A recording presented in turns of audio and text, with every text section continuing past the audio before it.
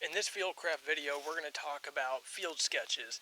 Now here, I have a field sketch of a shooting lane that I have, and obviously the orientation is going to be right here, and I laid it out like this was a firing sketch. Now I do have a different one that is actually oriented like this, but it's specifically for my uses, but to be a little more genuine in how I'm talking, or in what I'm talking about in this video, I decided to do a whole new one. It only took me like about 5 minutes to draw up and do everything I need to do. So first thing you're going to want to do is you're going to want to establish your left and right lateral limits and orient north. So back here you have room to decide where you want to put it. Here, if you're in the military or in like a militia or whatever, like if you're in Ukraine or whatever, running reconnaissance, and you might want to write your unit and probably even the grid number where you're at. Somewhere around here, like an 8-digit grid would be really good to show like where you're at, your origin. And then other things here can actually be marked on the back if you want to give a grid to them. So anyways, so left and right lateral limits. Now on my left and right lateral limits, I actually have markers to help identify that. So anybody that's looking at this and looking at pictures that I give will actually be able to identify. It would be these two trees right here, and this is Alpha 1, and this tree over on the end here is actually a wood pile that's just on the other side. Let me see if I can rotate that. There you go. So there's a fallen tree right around hither, and so that would be my right lateral limit. And so that would be Alpha 1 and Alpha 2. So here, and obviously my main objective and the biggest landmark that I have is the target at the end here. It's about 35 meters away.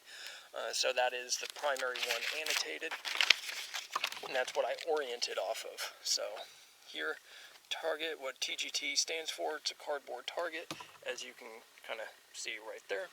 And I shot an azimuth to it, and I gave it a range. The only time I displayed an azimuth on here was to mark my left and right lateral limits, just for speedy reference. And every other time here, the only other time I put an azimuth in wasn't actually an azimuth, it was just orienting north. So those are the three things that you're going to do. And that's the only times I would actually display an azimuth, or else it gets very busy on paper real fast. So that's Alpha 1 and Alpha 2 and TGT. I did mark the range because it is pertinent. And then the next pertinent piece of terrain would actually be this split tree right here. So this would be Alpha 3. Since all these are trees that are an alpha, they're all just alpha because it's all the same. Now if you had like 5 machine gun bunkers or whatever, then you might want to do pretty much the same thing. That way you're like, okay, so all Bravo is machine gun bunkers, and all other micro terrain or defilade positions or concealment are Charlie. Okay, cool. So it just makes things a little bit easier, but this one is given a range because it is so prominent. Because it is so prominent and it is such a big tree, it would be easy to hide behind, so I did give it a range for quick reference if this was to be used by somebody else. Because the idea is you're sketching it so somebody else can see it. Now, I have a 4 here.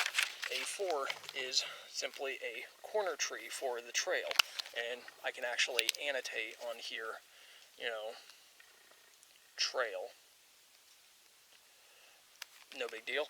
So I can annotate that it's a corner tree on a trail, and I kind of showed that here, how it's a corner and it leads off straight towards the target, or it actually goes that way towards one of my other shooting lanes, and I did annotate that to west lane and to north trail. So I have another marked position here. Now again, I marked ranges. Even if I put the range on the paper there, I still marked it on the back here as well. Now, simply marking that these are avenues, I didn't put a range there because it's just marking that it's an avenue. So other than that, that's pretty much it as far as like doing like a field sketch. Now for R, I annotated that as rock outcropping. So because that is actually a pretty prominent piece right here, is just behind this tree, but it pokes out near the target. As far as like setting up my range, when I did my range sketch, I was very particular about shooting an azimuth to it and actually seeing what its range is, because I want to see what its range is in relation to the target, because if I hit that, that could be pretty dangerous and cause a ricochet that's going to go up. So now if it's something like a big rock that could provide cover for somebody, that might actually be something worth having its own range. But it's not so important that I needed to give it its own range on the sketch itself. So this is how you keep it pretty simple. Now if I wanted to give a grid, I would do so. 1, 2, 3, 4, 5, 6, 7, 8. So there we go. I would give myself an 8-digit grid for my origin, and maybe you would even want to draw an arrow,